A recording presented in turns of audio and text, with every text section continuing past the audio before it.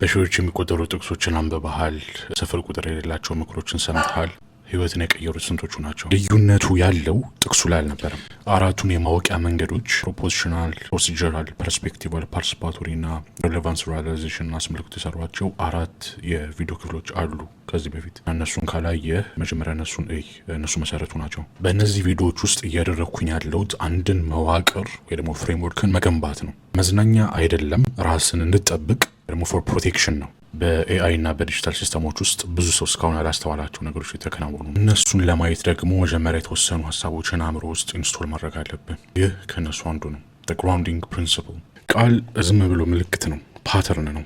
ቀይ የሚለው ቃል ቀይ አይመስልም። ህመም ወይ ደግሞ ፔን የሚለው ቃል አምም።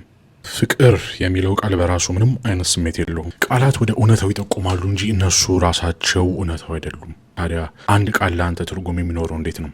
አንዱ መንገድ በሌሎች ቃላት መተርጎም። ቀይ ማለት ቀለም ነው። ቀለም የእይታ ባህሪ ነው። እይታ ከዓይን ጋር ይገናኛል። ትርጉሞችን በትርጉሞች ለማወቅ ብትሞክር ቃላት ወደ ቃላት ሲመሩ ለዘላለም ትዞራለህ እንጂ እውነተኛውን ነገር አትነካውም። ሌላኛው መንገድ ግን መለማመድ ወይ ደግሞ ኤክስፒሪየንስ ነው። ቀይን ማየት፣ ህመም ሲሰማ መውደድ። አሁን ቃሉ ከእውነተኛ ነገር ጋር ተገናኘ፣ ከሰውነት ጋር፣ ከኖርከው ህይወት ጋር።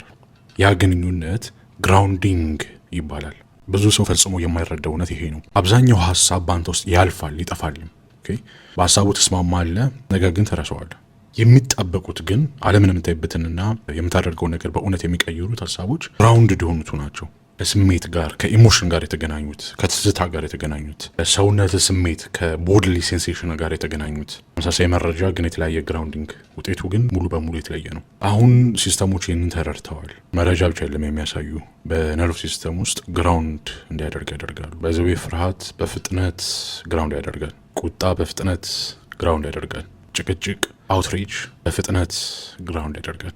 ለዚህ ነው ያንተ ፊት ትክክለኛነትን ወይም ትሩዝን ሳይሆን ለኢሞሽናል አክቲቬሽን ስሜትን ለመቀስቀስ ኦፕቲማይዝድ የተደረገው። ምክንያቱም ስሜትን የሚቀሰቅስ መረጃ በራሱ ጊዜ ግራውንድድ ይሆናል። ግራውንድድ የሆነ መረጃ ደግሞ ይታወሳል፣ ለሌላ ሰው ይጋራል፣ እንዲሁም እንደ እውነት ይወሰዳል። የነገሩ ብቻ አይደለም፣ በነርቭ ሲስተም ውስጥ እየጻፉብን ነው። ታዲያ በአንተ ውስጥ ግራውንድድ የሆነው ነገር በእውነት መሆኑ እንዴት ታውቃለህ? ወይስ በማኒፕሌሽን ወይ ደግሞ በማታለል የተጫነበት ነው? አንድ ጥያቄ ጠይቅ። ለዚህ ነገር ያለኝን እርግጠኝነት ሊቀይር የሚችል ምን ማስረጃ ወይ ደግሞ ኤቪደንስ አለ? መልስ ካለ የያዝከው ሊፈተን የሚችል ቴስተብል ነገር ነው፣ ከእውነታው ጋር የተገናኘ ነው።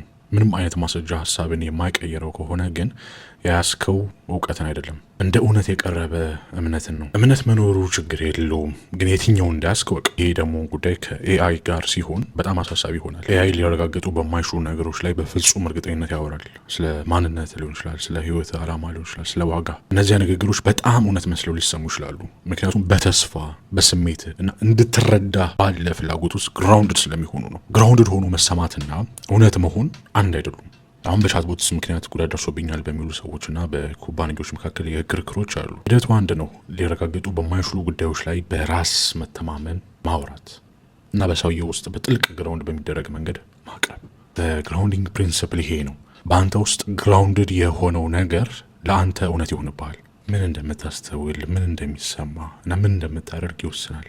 ብዙ ጊዜ ደግሞ አንተ ሳታስብበትና ሳትመርጥ በፊት እዚህ ምን ግራውንድ እንደሚደረግ ተጠንቀቅ። ማን ነው ይህንን እያደረገ ያለው ብለህ ጠይቅ። ሌላ ሰው በውሸትና በማታለል ግራውንድ ከማድረጉ በፊት አንተ እውነትን ሆን ብለህ ኢንቴንሽናሊ መሬት ማስያዝን ተማር። ይሄ መሰረቱ ነው። ቀጣዮቹ ነገሮች በዚህ ላይ ይገነባሉ። አሁን መሩ በእጅ ነው። እንቀጥላለን።